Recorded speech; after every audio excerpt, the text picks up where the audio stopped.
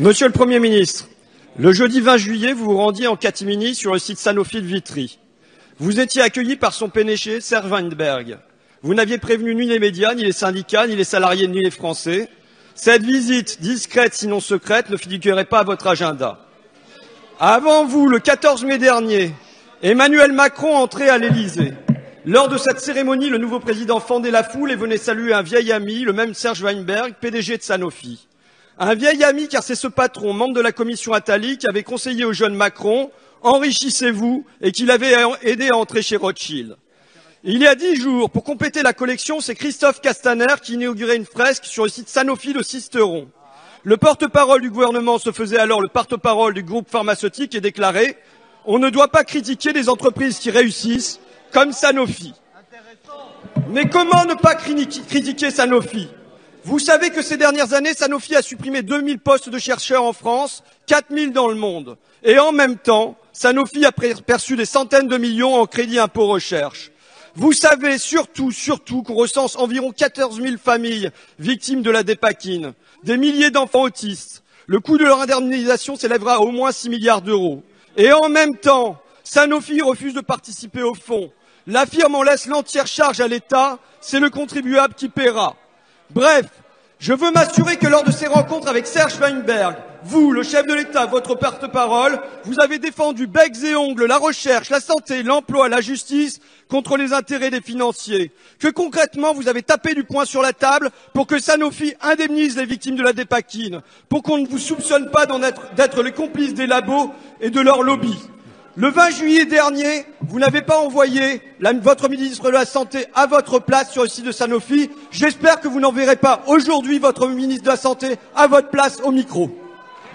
Merci, monsieur le député.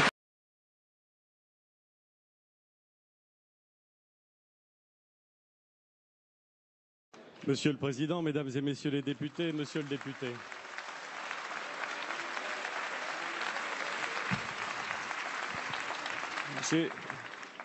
J'ai peur, Monsieur le député, que, une fois de plus, vous soyez en train de vous faire un film.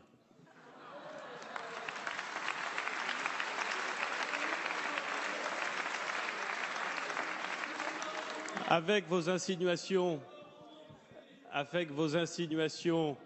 élégantes, vous êtes en train, si je vous comprends bien, Monsieur le député, de considérer qu'il serait normal pour la représentation nationale, normal pour le chef du gouvernement de ce pays de, dans toute la mesure du possible, dénigrer une entreprise française. Une entreprise qui fonctionne bien, une entreprise qui crée des richesses en France et qui apporte des solutions sur les questions de la santé. Oui, Monsieur Ruffin, je vous le confirme, je ne suis pas d'accord avec vous. Permettez-moi... Monsieur Ruffin, permettez-moi de terminer ma question. Ça n'est pas parce qu'on crie qu'on a raison. Il va falloir vous y faire. Je voudrais simplement vous dire 3 choses très simples et très calmement. La première, c'est que quand je veux rencontrer des chefs d'entreprise et visiter des sites industriels, je le fais sans vous demander votre autorisation et sans demander l'autorisation de personne, sinon de ceux chez qui je m'invite. C'est la première chose que je voulais vous dire. La deuxième chose que je voulais vous dire... Mais calmez-vous, Monsieur Ruffin, vous êtes énervé, calmez-vous, ça va bien se passer. La deuxième chose que je veux vous dire... Mais vous aussi, madame, calmez-vous, tout va bien.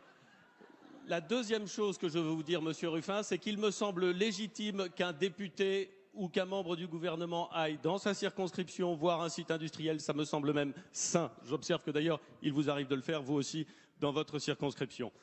La troisième chose que je veux dire, c'est que nous ne gagnerons rien du tout, ni vous, ni nous, ni personne en France, à placer systématiquement le débat sur la santé ou sur la production dans le thème du soupçon tel que vous venez de le faire. Nous ne gagnerons jamais rien à ces insinuations que vous venez de formuler. Je le dis calmement, Monsieur le député, parce que je pense profondément ce que je suis en train de dire. Les discussions, elles sont légitimes. Les désaccords, ils sont normaux, ils sont même sains dans une démocratie. Je les accepte. Mais ces insinuations à destination de tel ou tel ministre ou à destination du chef du gouvernement desservent, je vous le dis comme je le pense, la totalité de l'exécutif et du législatif français.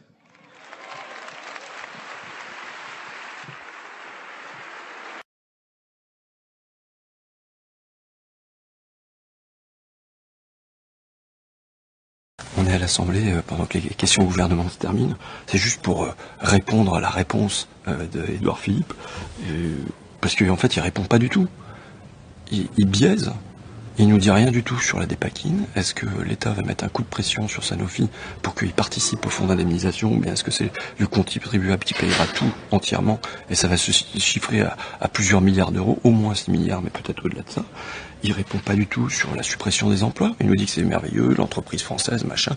En fait, c'est la même réponse que Castaner. On n'a pas le droit de critiquer une grande entreprise française qui réussit, entre guillemets, parce que les actionnaires réussissent très bien chez Sanofi, ça, il n'y a pas de problème.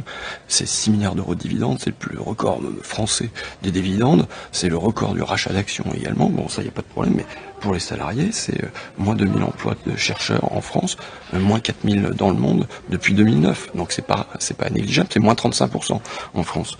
Et enfin, par exemple, la destruction d'une usine neuve à Montpellier. Il y a eu une usine qui a été construite, qui n'a jamais servi, qui est démolie, tout comme vont être démolies, je crois, 310 millions de doses de vaccins contre la dengue, sans avoir été utilisées.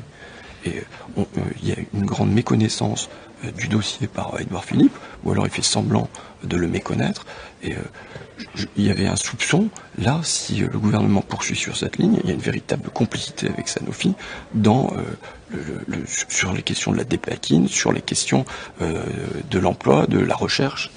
Enfin, pour la blague, mais je comprends pas du tout ce qu'il me raconte quand il dit qu'un député peut aller dans sa circonscription. Lui, il est du Havre, Vitry, c'est pas du tout près du Havre, quoi. C'est pas du tout en Seine-Maritime. Donc, il est aussi flou sur sa géographie française, apparemment, que sur son économie des labos pharmaceutiques. On reviendra plus en détail sur ce dossier, mais c'était pour faire vite fait, bien fait, et pas lui laisser le dernier mot.